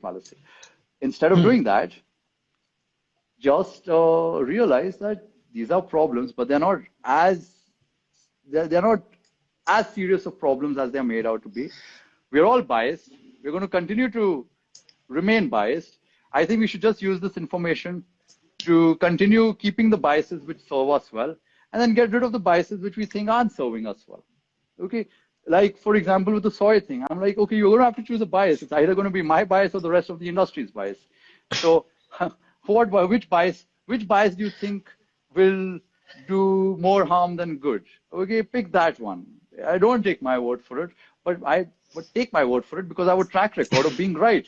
My word is holy, my word is gospel, my word is divine. So if I'm not wrong most of the time and I show up live to debate, I think it's wise for most people to just take my word for it instead of trying to pretend to be like me and dig in the trenches and do the critical thinking themselves. That's not going to happen. All right. For my stance, I still strongly feel that at least when I expose these people to critical thinking and when I tell them that don't fall for an argument for authority, don't fall for an argument for majority, don't just simply don't just simply fall for it. I'm not saying there's anything wrong with it. I'm just saying that think about it, at least give it a thought, at least give it a second thought before you accept something. And that's not always a bad idea, because there are a lot of bad ideas that circulate, right? It can be not just the fitness and nutrition industry, it can be from other industries as well. And trust me, Aman, most of my students have come up to me and they've appreciated me and they've said that, you know what, we would accept anything and everything. We would probably watch a beer biceps video and we would accept it. We would watch like a Sadhguru video, we would accept it. And after we've understood the importance of unlearning, we've realized that, okay, there could be a lot of misinformation that we're already holding on to. We've just got into the habit of at least giving it a second thought. Okay, if not digging through the trenches and looking up research papers, because that's not everyone's cup of tea, but it's just something that they at least approach me and ask me that, you know what, sir, what do you think about this? Or what is your stance on this? So isn't that an improvement? No, that's not. Aman, That's just students being grateful and showing gratitude to their teacher, their new guru figure. They said the same thing to Kaizad Kapadia. Sir, आपने हमको full range of motion का benefit बताया. बाकी सब academy नहीं सिखाते full range of motion का benefit. Sir, आपसे ही सीखा. आप नहीं होते तो हम कभी नहीं सीखते कि हमारा joint को कैसे हम dislocate कर सकते हैं और ligament को कैसे stretch कर सकते हैं. They said the same. They'll say the same thing to me also, and then they'll go say that to someone else who disagrees with me. Come on, people pick sides. Okay? Aman, kids are intelligent. I mean, they're smart. No. Come on. You're being too Kids harsh. today You're being too are harsh. messed up. Listen, oh, come on. Everyone's got a career problem. Everyone's got a relationship problem. Everyone's got a health problem. Come on, those kids aren't smart. Hey, you should have figured this out because our teachers taught us. And if we listened to our teachers in school, we wouldn't have money, ladki, and body problems. Why do we have these things? Why are kids engaging in recreational drug use? Is there any benefit of recreational drug use? Is it okay to consume recreational drugs in moderation? No. Okay, but I think we can get away with it. Okay, people are blind and they're willfully blind and they will continue to be willfully blind. They need a shepherd. They're sheep. They need a shepherd to lead them in the right direction. That's why I'm here. That's why I have said that, listen, man, stop. You see me, I have these discussions and I have these debates and I'm always right. So now you have to just follow me. It's so simple. It makes life become simple when you follow someone who's divine. That's why Jesus Christ was who he was. That's why Prophet Muhammad was who he was. And that's why Aman Duggal is who he is. Just follow me and I'll take good care of you. Why are you spending time thinking? Because But most of you suck at thinking. but but our scientific reality is that simple, man. They're complicated, and that's something that I want them to be familiar with. That look, it's not That as simple as you think it is. that they are complicated. That's why you need someone with a high IQ brain to make sense of those complexities. Someone who actually cares about those complexities. Man, I can read textbooks like that. I can read papers like that. It doesn't take me forever. I'll be like, fine, got it. Next thing. Yeah. Okay, so can everyone else do that? No, they can't. So might as well listen to me. I'm serious. You might think I'm trolling right now. I'm not trolling. No, no, no, no. I I I understand, but I have tell my encountered. students. I tell my students. I tell them, listen. You know why you're not successful? Why you're not wealthy? Why I can get away with being the way I am? Because I understand how the world works. Okay, I understand money. I understand people, and I understand the human body. Now, if you understand all of these things really well, you can get away with doing a lot of things which seem problematic. And they're not even all that problematic. So And I tell and them, on the I tell con. them, Okay, okay. I tell them, listen, I tell my students, why you're not successful? You're not successful because, not because you listen to me, it's because you listen to me and you only take the information which you are comfortable with and then you try and apply it into practice. Everything which I share is so contradictory to the rest of this industry. You'll blend my information with a bit of Martin's information, with a bit of Alan's information, with a bit of Tom Purvis's information, and then you'll have these uncertainties and you will not be sure who to listen to. Come on, man, I've got a Yeah. track record of being right and I'm always right. Just listen to me. And when students do listen to me, you can ask them. When they wholeheartedly accept my divine paths and they surrender to my greatness, they're fine. They're making the money. They're taking good care of their clients. They're looking after their health. Even their girlfriends and boyfriends like them more. So come on, man. There are some people who On the figure things contrary, out, and you on the should listen to those contrary, people. on the contrary, what I tell my students is don't take everything that I say at face value. It's quite contradictory to what you say. You obviously say that, okay. What I tell my students is don't just listen to me just because I am saying it. Okay, even if there's something that I'm saying, you're free to challenge what I say. You're free to critically attack and dismantle or demolish, or at least attempt to demolish my claims. Go ahead and do it, right? Because I don't want you all to just blindly follow people. Okay, if you want to blindly follow someone, it better be the right person. Okay, one caveat to that. All right, but I don't want you all to develop the habit of just following people blindly. Even if I'm saying it live, right? Whatever I've said, feel free to look it up.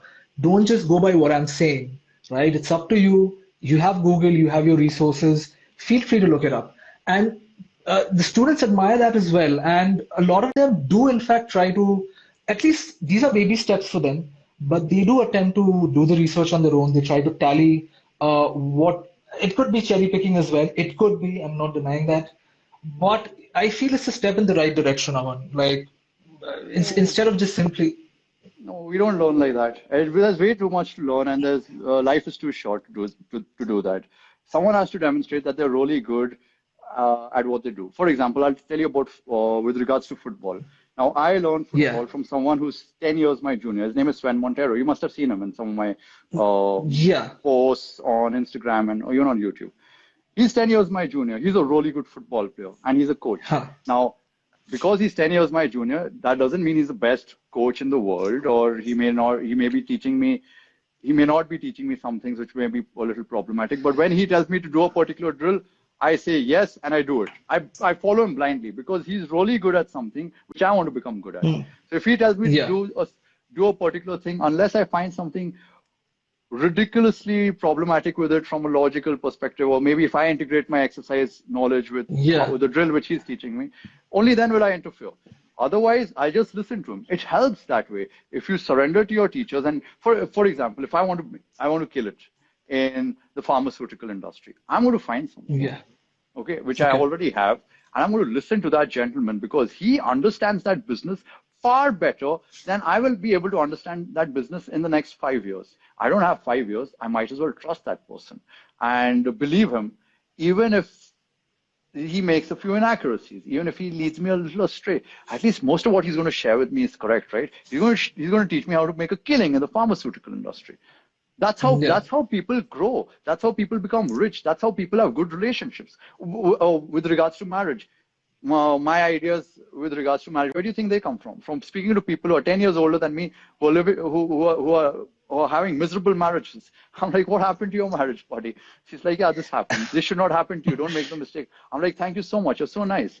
So But when you try to teach that, let's say the discussion or the debate that happened in the evening, it didn't go down well because the lady in question wasn't simply willing to unlearn what she had learned, and she was holding to its own. And as the saying goes, right, you can only fill a glass that's empty, right? And if you already are holding on to an idea, she's going to resist everything that you say, despite it being logically accurate, despite it being valid. She had some preconceived notions, and it's making her life troublesome. Those beliefs um, will somewhere down the line make her life troublesome because she's yeah, misinformed about reality. And when you speak, she's not willing to unlearn that, right? yeah, I but feel, but sh- yeah, but I think she may because right. See, she was. We put her on the spot, right? All of a sudden, I'm bombarding her left, right, and center, and yeah, she's like, "What the hell is this, man? Why is this guy speaking to me?" And he's speaking to me loudly. So she got a little trigger because I was loud and I hmm, wasn't speaking to her with love and compassion. Because she's used to boys speaking to her that way because boys do that to girls all the yeah. time, right? They distribute their love and compassion so freely. So she's used to that sort of a situation, and now she sees me not speaking to her like that, so she got triggered. Well, if she's a little well put together, she'll go back and she'll think about that and she'll be like, yeah, man, he's right. But because I don't like his personality, I don't want to give him credit. But yeah, he's right. I need to start a family. If I don't get married, I'll be miserable. So yeah, I need children too. And it took unlearning on her part to accept what he was saying. And most people aren't that gracious. I've seen it go down south because I'm mostly a keyboard warrior. That's how I like operating. It's more convenient for me, right? That's just how my style of working is. But Not, Alan, I want to quickly chip in. See, if she had an yeah, authority figure to look up to, if she actually believed, let's say, the religious text or the family yeah, she was brought up in, I think she's Punjabi or and yeah. she's from the Sikh background. Well, uh, as someone who's from the Sikh background, I know this. If you listen to your mom, dad, and grandparents, they'll tell you this. Listen, woman, you may you may want to focus not just on your career but also on settling down sooner than later. Yeah. This is taught. Now she is trusting her critical thinking skills to make the right decisions for herself. She's like, why should I listen to them? Those are archaic concepts. Those are old age concepts. I'm not going to listen. I'm not going to be oppressed. And I am going to live my life my way. And these are the consequences of applying critical thinking. That woman is not capable of thinking critically, even though she's making her best She attempt to think critically. You know, she I needs told right her, guidance. She needs right guidance, she doesn't Aman. want guidance. She's a rebel. That's what we have, right? We are critical thinking rebels. We can figure out everything for ourselves. Come on, Alan. You know this is the truth, man. We live in a rebellious society because we have information at the tip of our fingertips. However, that information is problematic. You might as well reach the right source of information, which is the point of this debate in the first place.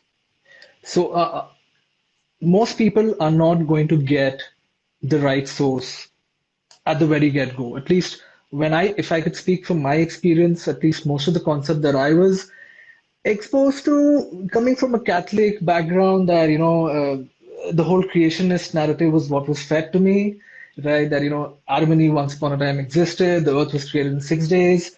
That's a narrative that was fed to me, and it's a narrative that's fed to a lot of people as well who come from the same background as I do. But what happened eventually is I found several other teachers, say Richard Dawkins, not just because he speaks about atheism, but he has a lot of books that he wrote about evolution as well. I came across that. I read it, I studied. Okay, I discovered that there's something called a theory of evolution that exists. I did a bit of back and forth with myself. There's a bit of a conflict in my head, right, about what is correct, what is not correct. It led me on a quest to find what the truth was, if you can call it the truth. It's not even universally accepted as the truth, except in the scientific fraternity. But that led me down a path to unlearn what my family had taught me. And my dad, till this day, literally, he's asleep in the other room. If I wake him up and ask him how many days was the earth created, and he's going to say 6. If I ask him who his ancestors were, he's going to say Adam and Eve. He's not unlearned that. And that is what he taught me. And with all due respect to him, that's the best that he could do with his limited understanding of the world. And I unlearned that, Aman, through But the, but yeah, Alan, I completely understand this. See, even like I told you, yeah, I come from a Catholic school, and yeah, we would read verses from the Bible every single morning. yeah, We'd say the Lord's hmm, Prayer. Now, see, with regards to the creation story, I huh, understand that, okay, it's a story in from the religion I come from. We have stories, but even as a child, I knew that when my grandparents were narrating those stories, I knew that they were not true. They were mostly fairy tales because they were too good to be true. We kind of had that inclination. That's fine. you're This is a smart then. story, You're smart. but Okay, and yeah, most people have this. They know that, okay, this is a story. This sounds similar to, the fairy tale which we were exposed to in school also. Fine, it's okay. If I believe it, maybe I'll change it in the future. It does not really have any serious consequence to to how I will live life. I'll tell you why. A lot which is a lot of people just dismiss the Bible because they got the theory of evolution wrong, or they the yeah, start of the universe. Well, when Sven tells me about the Bible, there are certain things which are considered sins in Christianity. I yeah. think about those sins and I spend some time and I'm like, wait a second. If these It does things make were sense. actually considered sinful, well, youngsters wouldn't engage in these and they wouldn't have problems as a consequence of engaging in these sins. These rules actually help. Rules help people. Okay, it's because I we agree. Hmm. discarded the rules of religion that we now have to follow new rules written by Jordan Peterson. And it's not like Jordan Peterson's rules are new. My teachers taught them to me. I'm like, wait a second. Why are people giving this man so much credit? But fine, okay, he's well spoken. But again, see, yeah, that little story which is shared in the Bible, perhaps biblical scholars will have a more refined version of that story, or they may make sense of it. I don't know. I'm not thorough with the Bible, but a lot what is written in the Bible makes complete sense to me. I mean, those guidelines, those that framework on how you should live life and what you should engage in, and how you and your partner should live together and grow together. It makes complete sense. I'm like, I think to myself, why was I so dismissive of these Yeah, realities? If so I'd integrated them from the very beginning and respected them, if I followed these rules, maybe I'd refine them as I move forward. But I wouldn't have had to come back to what was already taught to me a long time ago. Aman, I feel strongly that this whole refining that we're talking about, that includes unlearning some of the concepts that we pick up. Because the book does contain a lot of scientific inaccuracies, and you have to let it go because To what numerous consequence scientific is inaccuracies. we need to think about that. Okay, fine, I get that. Scientific inaccuracies. How I think about scientific inaccuracies is like you take the Pluto example. Let's say I get that wrong. I'm fine with it. Getting that Okay. wrong is I'll say Pluto is part of the solar system today. It's not part of the solar system tomorrow. I'm fine. I'm wrong. I'll be wrong tomorrow also and day after. I can keep shuttling back and forth. That narrative, it has no real consequence to Okay. the world I live in and how I choose to live in the world and what happens to me, how I continue to move forward in life. Yeah. Those are things which I'm not saying you should forgive the ancient texts for. You just look at them as stories and move forward. Okay, what else is written? Is there something useful here? Oh, there's a lot Yeah. of useful stuff here. Can I? Definitely. I'll tell you why it's important to think like that. It's important to think like that, and it's important to move past these stories because all of us, honest to goodness truth is that all of us know that even though we are going along with the story, that it's a little far-fetched, and maybe if we keep repeating it to ourselves over the years and we become adults and it becomes Yeah. entrenched into our head, I'm fine with that. Honestly, it's fine if you think the earth was created in 7 days. Or let's talk about making money, living a good life, Okay. looking after our health, looking after our family, and building good relationships. What can the Bible or the Quran or the Bhagavad Gita or the Yeah. Guru Granth Sahib teach me with regards to that? And I'll tell you why it's important. Because Yeah. if I think I can figure these things out myself, I will quickly realize that I have made mistakes because I'm not that good of a critical thinker. And then by the time I realize I've made mistakes, and I'm 29 years old, and I'm like, oh, I should have listened to what was written in the Bible in the first place because that creation story was a little too, it was a little too far-fetched. That made me become extra skeptical of what was written in the remainder of the book. And kids do this all the time. Yeah. It's out of sheer rebellion that, okay, I am not allowed to, let's say, engage in recreational drug use because the Bible says so. Well, I do not believe in the Bible, so I will engage in recreational drug use. My friends have done That's the this. problem. That's drastic, I would say. But people do this all the time. It's out of I sheer agree. rebellion. And you know that. Hmm. Hmm. Okay. Okay. So the idea is again, whatever information we're getting, if we analyze it, there are some positives. Let's say there are a lot of positives, and there are some inaccuracies as well. So unlearning unlearning those inaccuracies are important. It's an important aspect.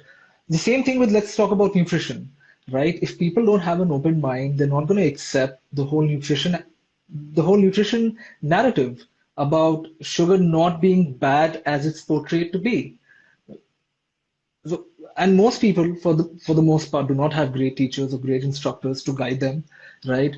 At least when I talk about India as a whole, there's so much of misinformation that's predominantly prevalent, right? With respect to nutrition, at least, right? There's a I lot don't of think so. misinformation. I think there's Okay. more misinformation, not in the Western society as compared to India. This whole most of the nutrition problems which I'm speaking about, like even with regards Yeah. to Huh. soy, traditionally speaking, Yeah.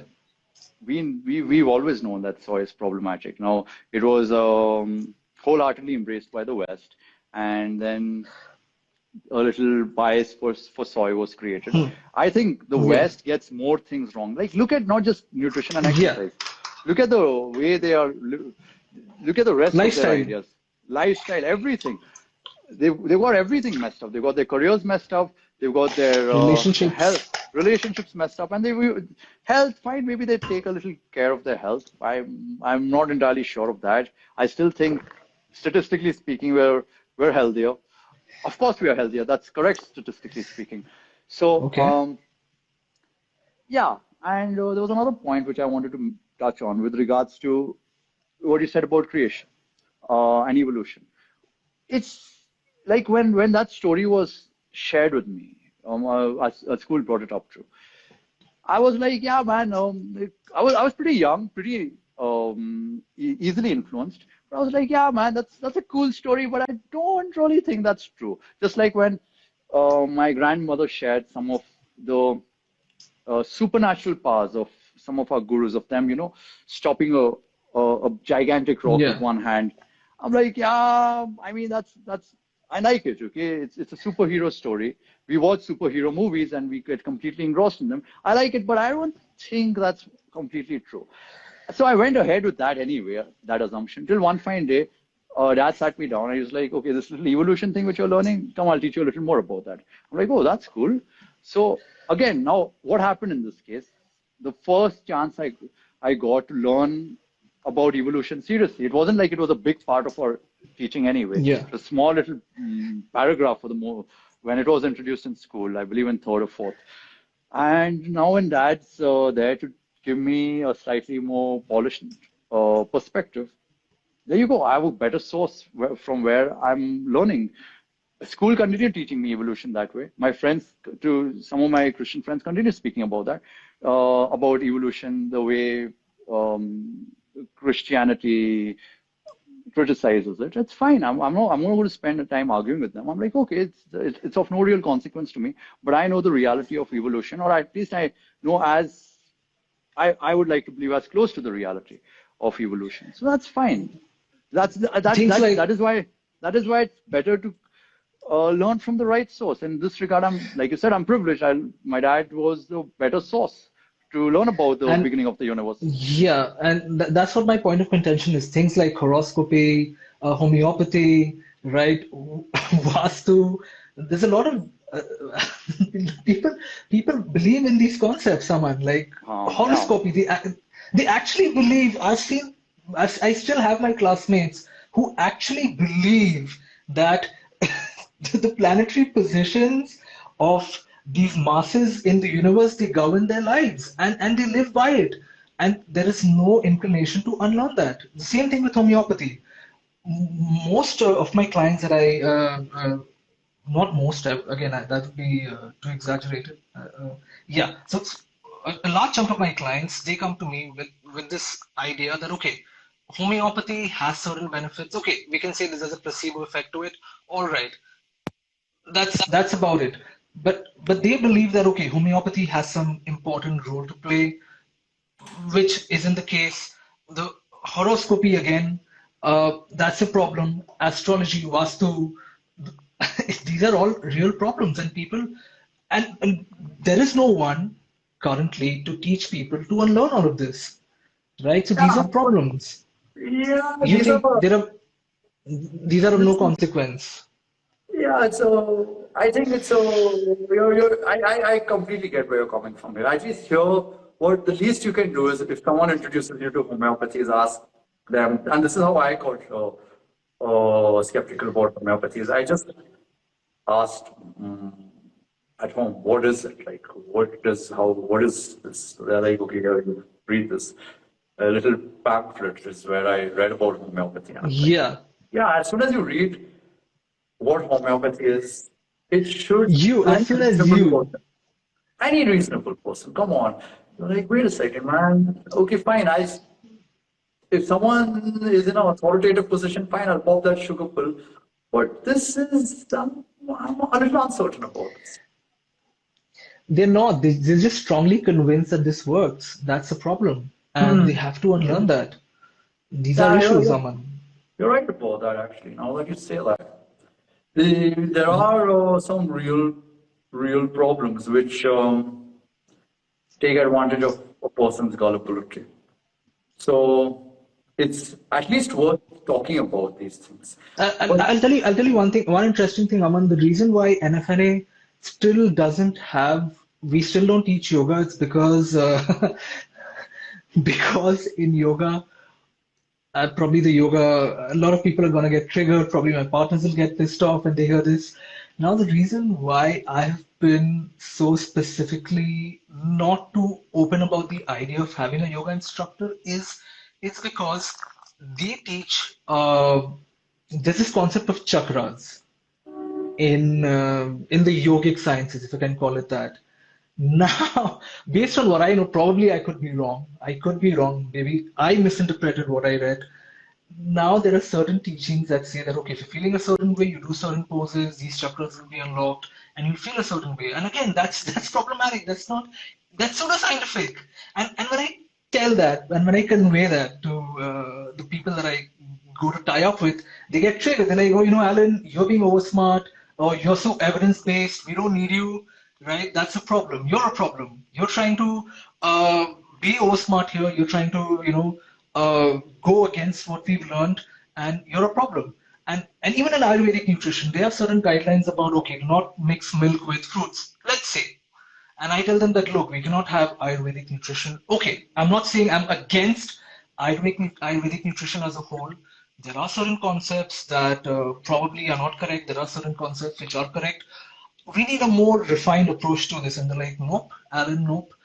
If you're teaching yoga, we need to teach you a sattvic diet. We need to teach you Ayurvedic nutrition, and chakras have to be taught. I'm like, dude, no, that's a problem. We can't have that in our syllabus.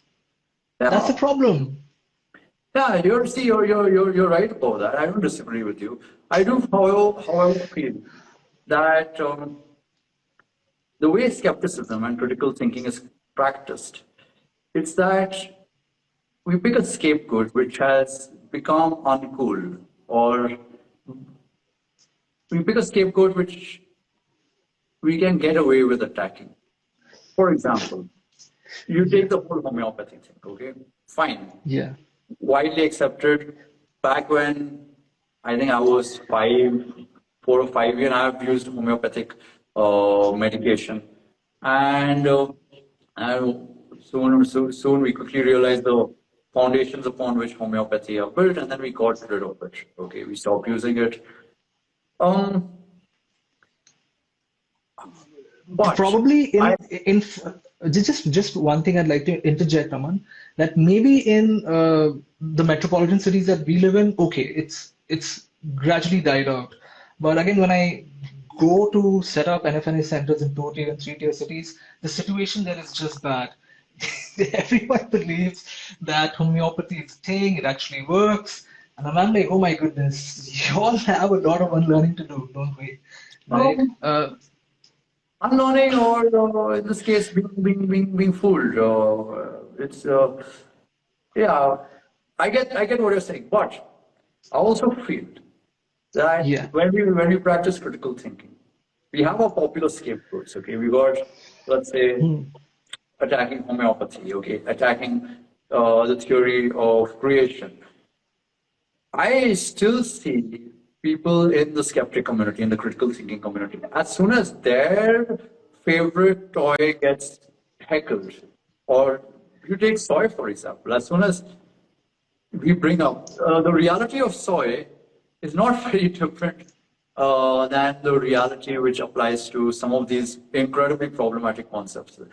I won't say that we can completely dismiss soybean use, but it's still Okay. very problematic. Yeah, However, people will refuse to acknowledge those problems. They will see the problems in homeopathy because they're of no real consequence to them. They will see the problems with the theory of creation because it's of no real consequence to them. But as soon as you point to something which affects them because they realize, oh, I have practiced this too. I have prescribed soy in my meal plans. Now we need to think about that because if that is yeah, our response, then we can at least be a little considerate of people who have consumed homeopathy or have been practicing as homeopaths for the last 25 years. And at least we can then understand why they're so reluctant to accept what we have to bring to the table. Because we but are it's still just, misinformation. It's it still is misinformation, misinformation. nevertheless. There, And there's no and doubt. uh, and we have to be open to even great teachers, even teachers in high school. Probably they teach their subject well. Okay, you dabble in many subjects, and that's something that again many teachers can't. You have this vast understanding of various concepts, which is greatly commendable. But most teachers in school, they probably are, I would say, pretty much familiar. I wouldn't even call them highly competent. Right, I'd probably get a lot of flack for this too when I say teachers in high schools are not as competent as people think they are. Okay, ठीक है, rain down on me, Instagram, all right. So yeah, bro, so the thing is, teachers, even in their own subject, they're not that great when they teach their subject, and they end up giving ill advice in other disciplines as well, which that's a problem, and students pick that up. So for all practical purposes, I feel that you can't escape from misinformation. You will pick up something or the other. I feel it's more practical to be open to unlearning what you've learned. That's what Yeah. I feel because, yeah. I still think it's better to surround yourself with individuals who have a track record of good thinking and trust those individuals because, in all likelihood, most people who call themselves critical thinkers or skeptics with regards to homeopathy, they did not critically think about homeopathy. They did not critically think about the chakras. Someone like Richard Dawkins came along, knocked on their doorstep and said, hey, look, did you know this about homeopathy? And then everyone's like, oh, we got special skeptical information about homeopathy. That's how it That's works. So I still that's wrong. think, yeah. So I still think it's better that you look around, find someone who has an excellent track record. Do not, and it's not easy to do that. I feel it should be someone who does not get things wrong. And even if they do, they are very small inaccuracies. Then I would say it is okay to have reasonable faith in that person and hope that that person will guide you in the right direction. Yeah, I still but think that that's a takes more time. practical way Yeah. of going about things and putting the onus on ourselves, taking the responsibility of thinking critically, because the honest to goodness truth is we won't be able to do that with any practical at a practical level at least. Most people won't. But it's still worth knowing all this information. That doesn't mean that we shouldn't learn all this. We should learn. Yeah, definitely. We should learn about it and then think beyond and then ask ourselves, okay, fine. I'll try and put this information into practice, but the reality is I may not be able to. So if I have some authority figures to look up to, fine. Let's have a few meetings. Yeah, so that's also again, I don't completely disagree with that idea. I think it's a great idea. If you can do it, more power to you. If you can find the right instructors, if you can find the right teachers, wonderful. But I feel along that journey of you searching for instructors and you finding, for example, when I wanted to learn about, let's say, Islam, let's say, right? I did find a lot of good lecturers, okay? Uh, uh, when I started learning about Islam, theologically speaking, but in the process, I didn't just latch on to just one person, okay, and be like, okay, I found this guy. Uh, I'm open to the idea of, okay, finding someone perhaps who has a more refined or a more polished view on the topic, right? What most people do is they think they found an authority who is amazing and who's great and who has an excellent track record. But when in reality, that's not the case. They think they're under the assumption that they found, okay, an expert who knows about these topics and they don't search further. But we all do that. That's a, We all do that, Alan. See, even with regards to Islam, you yeah. you are probably already skeptical of Islam, or you went into Islam looking. You went into exploring Islam with a critical thinking lens, like exploring that, and Yeah. you weren't emotionally attached to it or anything. Well, Okay. what tends to happen is, like, you take the average fitness professional's journey. Let's say they came across their gym trainer who was, let's say, a complete pro, then they saw some YouTube videos, they found a few more pros, and then maybe they thought that's a slight improvement because these people actually speak well, they speak better than their gym trainer. Then they found people who speak and write well, who reference studies as Yeah. well. Well, then those people are evidence-based, and then they think they've reached the holy grail. And then they think, okay, fine, now we can trust this person. So, That's a problem. Again, that's a problem. That's what I keep telling my students. Again, even if it's me, don't just accept what I'm saying. Even if it's Aman sir, because a lot of my students, we have no, common this applies students. to you. Sorry, Alan, this applies to Okay. you. To Aman sir, it Okay. doesn't apply. My word is holy, my word is gospel, my word is divine. I'm sorry. Okay, okay, that's what I tell my students, okay? I tell my students, even if it's any authority, me, or anyone that you're watching, right? Feel free to just look it up yourself, man. Right? That's what I keep telling my students because there's a chance of being misled. There's a chance of being misled. That's all I'm saying. I think we should distribute our respect wisely, and when someone demonstrates that they're worthy of more respect and more trust, we should offer more trust and more respect to that particular gentleman or that woman, and we shouldn't be as skeptical of their claims. Man, you try and be skeptical of my claims, you'll go down a skeptical rabbit hole you'll never come out of, and you'll spend forever trying to figure that out. I'm a devious character.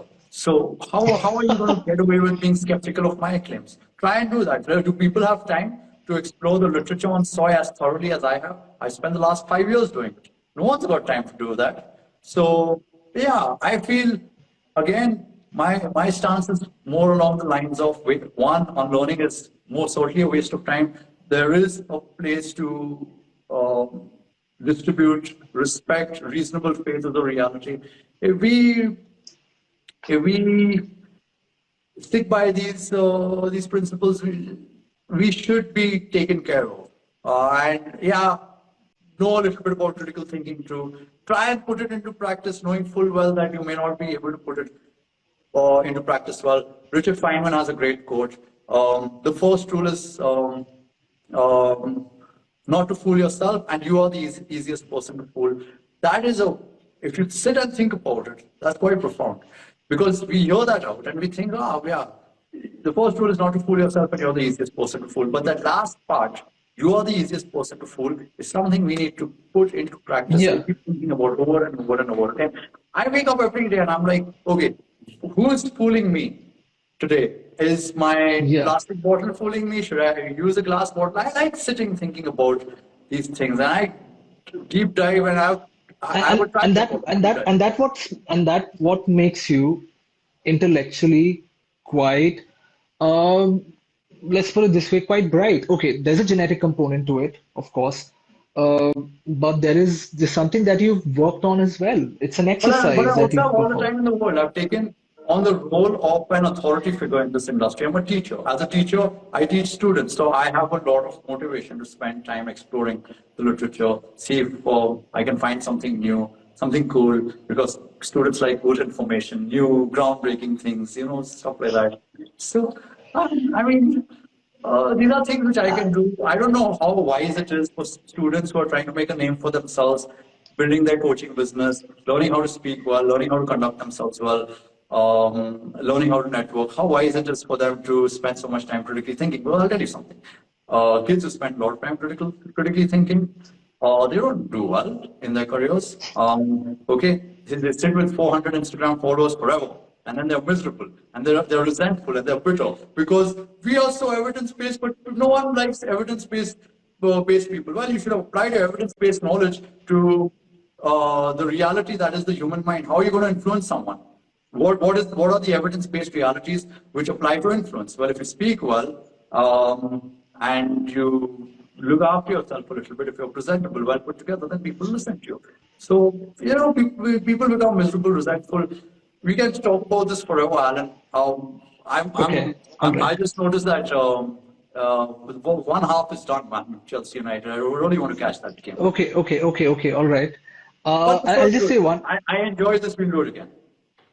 Okay, all right. I just want to say one line that my stance, again, it's not like I've disagreed with you entirely, right? Yeah. And it's not like I've agreed with you entirely. It's more of an it depends situation again for me, right? Depending on the topic that's being discussed, depending on the discipline that's being discussed, depending on the technology that's being used, that statement that you made of two sentences, where it just comes across as pretty binary, right? And what did I do all this while, Alan? See, now you are displaying exactly the problem which I've been highlighting. I've spent so much time giving you relevant examples. Yes. Of why unlearning is a problem. You learn once and you learn right. With regards to food selection, with regards to exercise selection, these are realities there are better sources to learn from. So and I agree with you. But most students that I deal with, they just come in with misinformation, Aman, and that has to be unlearned. A lot of it has to be unlearned. And I've experienced this firsthand. Just like a lot of students come to Martin McDonald and they tell Martin McDonald that, we've heard that soy is bad. And then Martin sits and shows them papers about how soy is actually good. Review papers by Hamilton Rees and Dr. Scalman. That's not him trying to correct misinformation. That's him supporting his it depends bias. Well, if you're going to talk about biases, then we must talk about the it depends bias also, because that's an nihilistic bias. We have a debunking bias. because it makes life simple. Then we can do anything and everything without consequences. Okay. We should think about every single thing which we practice and which we prescribe. Uh, these evidence-based fools don't do that, and there's so much which we can talk about. Okay, cool. So, okay, so do we have like a clear answer as of now, or where does this debate end? So what is the conclusion of this discussion? Do we have a solid conclusion? The discussion is, okay, follow people who have an excellent track record of being righteous like myself, and don't spend time on learning, just learn from the right resource. You should be blessed because you live in the Aman Duggal era. Learn from Aman Duggal. If you want, I like Alan Baptist also. Learn from him, but don't learn from Martin and the rest. Okay, fine. Okay, good. Okay, and just one lesson I would share to my viewers who are watching. Okay, most of what Aman is saying also makes sense, right? But what I would say is not everyone in the industry is completely reliable, right? Maybe Aman sir here is, for the most part, right, reliable. I have yet to come across information that he shares, which I would say is wrong entirely, right? But who's wrong? No, I'm saying what I'm trying to say here is that to my students is that you can't just trust people blindly, right? It's always best. You can't just trust people blindly always. Okay, it's always best to reconsider your views on the world, or else you'll end up with, yeah. Don't trust people blindly unless they are remarkable and well put together and intelligent and linguistic. And it's rare, Aman, isn't it? It's rare, isn't it? To find good teachers. Yeah, but that's why I say it's you must make the best of this rare opportunity. Learn from me, I'll take good care of you. Okay, all right. Alan, thanks so much, man. I honestly, you know what? I had fun, and I've watching. Sanket sir. Sorry? Sanket sir. Hey, Sanket, what's wrong with you, man? Why do you hate me? Well, what did I do to you? I took such good care of you. I taught you how to start Element Nutrition. I taught you about the whole Mac. I introduced you to Mac Nutrition. I should be a little. I should take that back, at least. You know, I did him a disservice by introducing him to Mac. But come on, man. Why are you bitter? Okay. Wait. Now wait. Let me heckle him. Is he still here? Is he still here? I think so. Probably left. If he's still here, what? Sanket, listen to me. What did Jolene tell you about me? It's Jolene's fault, right? Jolene told you something. You told me a little bit about it. But come on, I told Sanket the lure of a woman is a reality. It's not only Jolene, Aman. It's not. Who else is there? I don't want to name her. I'm not going to name anyone. There's another her in this situation? Isn't it? At least I've heard. And it's not something that I've taken at face value. I'm willing to... Is that Deepti? Yeah? Man. Okay, I know it's the truth. Jolene and Deepti, you two women should be ashamed of yourselves. I took good care of you all. What is wrong with you, Jolene Fernandez? Deepti Sinha, what did I do to you? I took good care of you all. I paid your handsome salaries. Okay, no, I paid Jolene handsome salary, not Deepti. But come on, man. Stop it. I didn't believe it. I didn't believe anything that I heard. Again, I'm... Liar, pants on fire. Okay, Jolene Fernandez, shame on you. Okay, tell her to say those things to my face. Okay, bitching, moaning, crying, and complaining. That's all you can do. What are you doing in life, Jolene? Why are you married, Why are you speaking behind my back? Send her, I'm saving the script. Send her the script. I'm not going to do that stuff. Sanket probably will. You see, that's why I say Jesus was right. You should find one good woman and then settle down with her, because then problems happen. Your exes come back to haunt you. You know when they talk about ghosts, it's not that those are invisible beings which can go through walls. They're ghosts like this, like Jolene Fernandez. Stop it, okay? And you too, Sanket. Shame on you. Shame on you, Sanket. Shame on you, Jolene Fernandez. By the way, remember the anonymous message you received where the K11 manual was sent to you on Yeah. nutrition? That was So you. guess who that? Who do you think it was then? It was you, right? Yeah, it was me. But that wasn't anonymous. It was an anonymous number that I had with me. But I never got it from an anonymous number. I think you dropped me a message. That message, I think you dropped me something on Messenger. I never got anything from an anonymous No, number. I told you. I have it. I'll send you screens. Do you have the K11 exercise manual with you? The older edition. Send me all the new good stuff. I have a lot of good stuff we can break down though, right? But it was fun, Aman.